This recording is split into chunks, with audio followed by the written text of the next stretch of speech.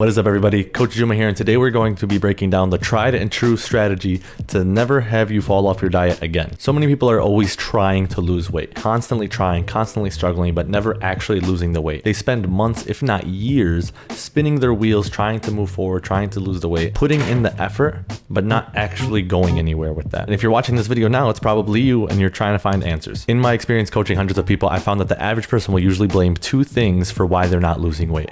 The first is they never have enough motivation, and the second is that they just can't stick to their plan. These things are kind of related, but are part of a bigger problem in how you view the entire process. And we're going to be breaking down how to change that perspective so that you can consistently take action and never have to fall off your plan again. So starting off, how most people view motivation, wanting to work out, wanting to do well on their diet, is that they think you need to have motivation first so that then you take action and then continue to do that. Without motivation, you can't go far. But in reality, motivation is a fleeting thing. It's not even something that you have at first, it's something that you create. More often than not, you're actually supposed to take action first in order to create more motivation. And that motivation leads you to take more action, and then that action creates more motivation, and it's a positive feedback loop. If you just wait for motivation to come to you, you'll be waiting forever. And that's what happens with a lot of people. They end up waiting months and years to be motivated, as if it's gonna strike them like lightning and help them move forward. But it doesn't happen like that. You need to be the one creating your own motivation, and that starts with taking action. Understanding this is gonna be really important for how you stay on track. Taking action precedes motivation, not the other way around. The other problem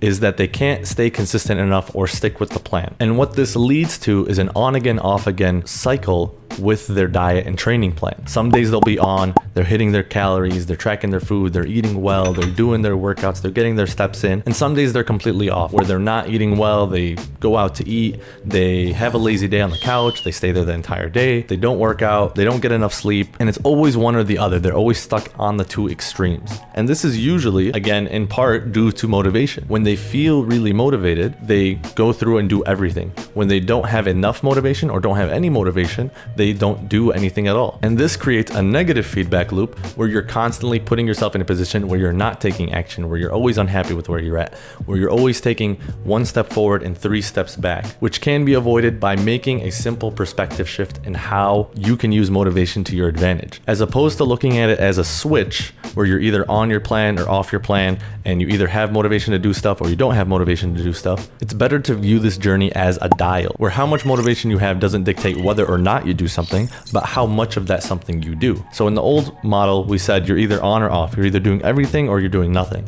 The dial model takes whatever motivation you have and adjusts the intensity of what you're doing. So if we're talking about training, a perfect high motivation day where you're well rested and feeling really good and feeling really strong, you do your regular training program, put as much weight as you can, go through, get a good pump, feel really worked, and then get your steps in and go home afterwards. That's when you're feeling really motivated. Now, if you're not feeling as motivated, don't feel like you could put yourself through a hard training program, that's fine, but that's not a sign to do nothing. It just means to turn down the intensity of what you're doing. So instead of a hard training program, maybe you do 20 minutes of light zone 2 cardio. You get a little bit of sweat going. It doesn't take as long to go through. It doesn't put your body in as much duress, and it takes a lot less willpower to accomplish. You put yourself in a position where you're still doing something as opposed to not doing anything at all. As opposed to skipping your workout, you're just switching it out for an easier form of working out. And maybe that's too much for you one day and you're feeling really beat up and you had a hard day of work and you can't go to the gym after work. Maybe instead you just do some light yoga, some stretching, some mobility. 10 minutes to get all your joints loose, toning down the intensity once again to something easier and more manageable for what you're feeling that day. And maybe you don't even have motivation to do that some days, and that's normal. It happens to me too. But that doesn't mean you don't do anything. It means you just gotta find something to match that motivation and match that intensity. So you turn the dial down to the lowest intensity, which is going to be just going on a simple walk, taking the stairs instead of the elevator, parking farther away from grocery stores, your job, or whatever place you're visiting so you get more steps in. Or if you're at the grocery store or you go shopping, you walk around with a cart full of stuff a little longer instead of going directly to the cash register. It's a very small thing. Doesn't seem like a lot, but it's still something, and that's always going to be better than nothing. So that was the training dial and what that looks like. But you could take this to any part of your life. You could do this with nutrition as well and your diet. Some days the intensity is at a 10 and you're hitting everything absolutely perfectly. You're getting in all your water, you're sticking to your calorie goal, you're hitting hitting your macros on point, protein, fats, and carbs, you're getting in enough fiber, and you feel really good. And that's great to do at a 10 motivation day. But if you have a little less motivation, maybe you want a little more flexibility with what you're eating, maybe you're not as into the food that you're doing right now, focus on just calories and protein. Instead of all the macros, you do a couple of the macros, the most important ones. Protein, calories, get those two magic numbers locked in, and you're doing more than enough on a day.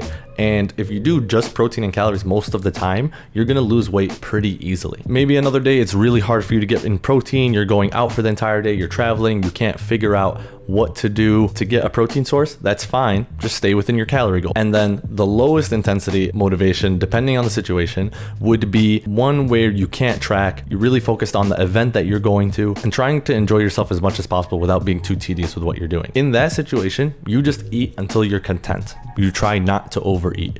And that is the simplest thing that you could do at any given circumstance that will always be applicable. So the dial system is the true magic in how you can stay on track with your goals, no matter how motivated you're feeling or not feeling. It's not about being on or off with your training and nutrition like a switch. It's about adjusting intensity so you're always doing something. You're always on plan to a degree, matching whatever happens that day. There's always a subtle expectation that people have that you have to either do everything or do nothing at all. But that always keeps you staying stuck, doing a lot of stuff one day and then not a lot of stuff the rest of the days, and you're never really moving forward. This is why people struggle for months and years to lose weight and end up not losing any weight at all. Instead of trying to continue to feed that mindset and continuing to put yourself in a position where you're not making progress, do a little bit less some days. Be okay with less, because moving forward is still moving forward no matter how small the steps are. And tying this back to motivation that we talked about at the beginning, taking these small actions, accomplishing them, following through on these little promises that you make with yourself, the promises of, I don't want to do a mobility, so I'm just going to walk today and get in my steps.